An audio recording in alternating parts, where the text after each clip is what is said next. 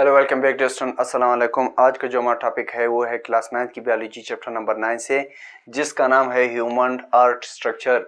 इससे previous lecture में हमने ह्यूमन आर्ट की इंट्रोडक्शन की थी, जिसमें हमने कहा था कि हमारे पास ह्यूमन आर्ट के जो है 4 चैम्बर्स हैं।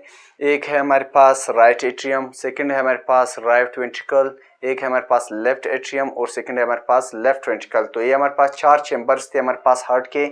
इसके अलावा हमारे पास 4 वॉल्स है, जिसमें हमारे पास ट्राई कैप्सिड वाल है, बाई कैप्सिड वाल है, इसके अलावा हमारे पास पल्मोनरी वाल है, एओरेटिक वाल है। तो ये हमारे पास 4 वाल्स थे।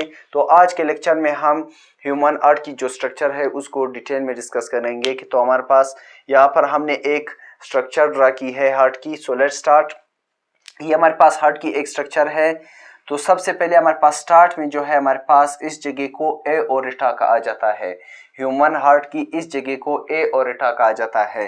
फिर इससे नीचे जो हमारे पास ट्यूब है, इस ट्यूब को पल्मोनरी आर्टरी कहा जाता है। ठीक है। फिर पल्मोनरी आर्टरी से नीचे हमारे पास 2 ट्यूब लाइक स्ट्रक्चर है। इन ट्यूब लाइक स्ट्रक्चर को पल्मोनरी वेन्स कहा जाता है। ठीक है। फिर इन पल्मोनरी वेन से नीचे हमारे पास एक और जगह है, इस जगह को फिर लेफ्ट आर्टरी कहा जाता है।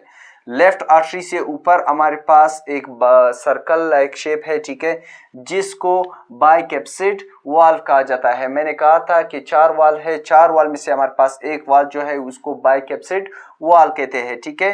फिर यहाँ पर नीचे इस जगह को लेफ्ट वेंट्रिकल कहा जाता है। लेफ्ट वेंट्रिकल जो है हमारे पास चेंबर्स में आता है। 4 चेंबर्स थे, जिसमें हमारे पास लेफ्ट वेंट्रिकल एक चेंबर है। ठीक है। फिर हमारे पास लेफ्ट वेंट्रिकल से नीचे हमारे पास इस स्पेस को, इस खाली जगह को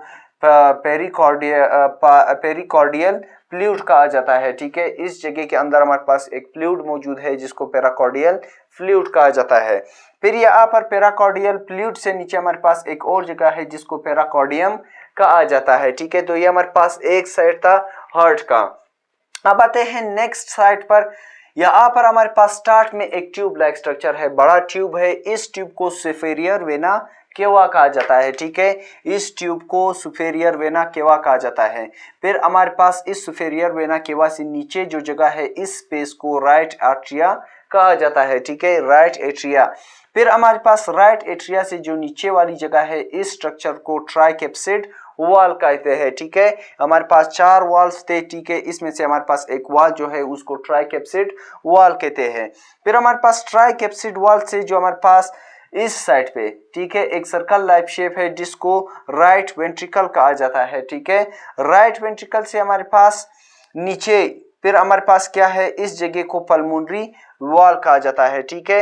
ये हमारे पास राइट वेंट्रिकल है। ठीक है। राइट वेंट्रिकल से हमारे पास जो सर्कल शेप है, इस सर्कल वाली शेप को पल्मोनरी वॉल कहा जाता है। ठीक है।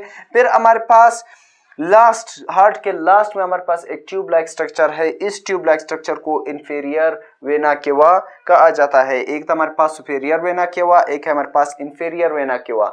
सुपेरियर वेना केवा जो था, ये हमारे पास हार्ट के स्टार्ट में एक ट्यूब है, जो कि हमारे पास इंफीरियर वेना केवा जो है, ये हमारे पास लास्ट में एक ट्यूब है। ठीक है। तो ये था हमारे पास ह्यूमन हार्ट की स्ट्रक्चर। इसी के साथ आज का हमारा टॉपिक खत्म हुआ। If you have any kind of question, so you can ask through comments. Thank you.